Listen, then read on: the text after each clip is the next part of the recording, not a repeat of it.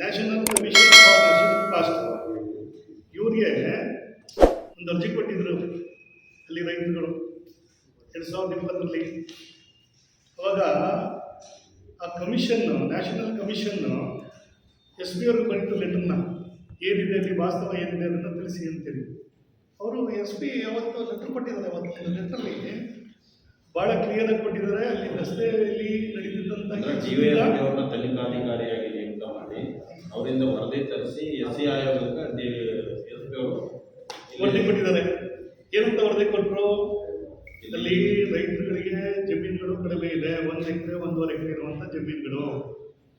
ಅಲ್ಲಿ ಲಾರಿ ಓಡಾಡಿದ್ರೆ ಅಲ್ಲಿ ರೋಡಿಂದ ರೈತರ ಬೆಳೆ ನಷ್ಟ ಆಗುತ್ತೆ, ರೈತರಿಗೂ ತೊಂದರೆ ಆಗ್ತದೆ, ಅಲ್ಲಿ ರಸ್ತೆ ಮಾಡಿದ್ರೆ ತೊಂದರೆ ಆಗ್ತದೆ. ಈ ಥರದ್ದು ರೈತರುಗಳು ಕೇಳ್ತಾ ಇದ್ದಾರೆ. ಹಾಗಾಗಿ ಅಲ್ಲಿ ರಸ್ತೆ ಮಾಡಲಿಕ್ಕೆ ಅವಕಾಶ ಕೊಟ್ಟರೆ ಕಷ್ಟ ಆಗ್ತದೆ.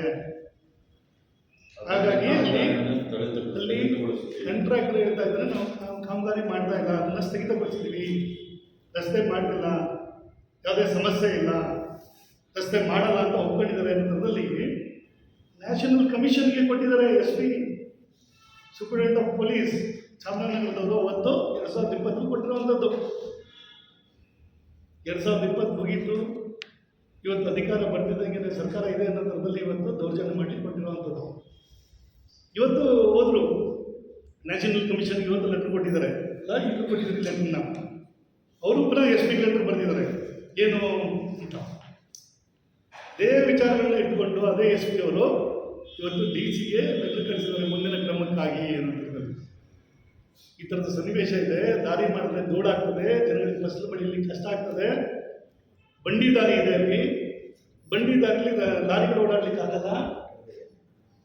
ಇದಕ್ಕೆಲ್ಲ ಕಡಿಮೆ ಜಮೀನು ಇರುವಂಥದ್ದು. ಹಾಗಾಗಿ ಈ ಪರಿಸ್ಥಿತಿ ಇದೆ. ಅದನ್ನು ಮುಂದಿನ ಕ್ರಮಕ್ಕಾಗಿ DC ಅವರಿಗೆ ಕಳಿಸ್ತಾ ಇದ್ದೀವಿ ಅನ್ನೋದ್ರಲ್ಲಿ ಕಳಿಸಿದ್ದಾರೆ. ಈ ಪರಿಸ್ಥಿತಿಯಲ್ಲಿ ಇವತ್ತು ಪಾಪ ಅವ್ರ ಜೀವನ ಮಾಡಬೇಕು ಬೇಡವ? ಇವತ್ತು ನೋಡಿ, ಪಾಪ ತಾಯಿಗಳು ಬಂದವನಿಗೆ ಅವ್ರ ಜೀವನ ಮಾಡಬೇಕೋ ಬೇಡವರು?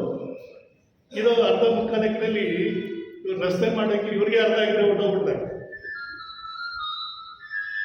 ಇದು ಇವತ್ತಿನ ಪರಿಸ್ಥಿತಿ. ಇವತ್ತು ಎಚ್ಚೆತ್ತುಕೊಂಡು ತಾಲೂಕಾಡಳಿತ ಇದನ್ನು ಇಲ್ಲಿಗೆ ನಿಲ್ಲಿಸಿದ್ರೆ ಸರಿಯದು.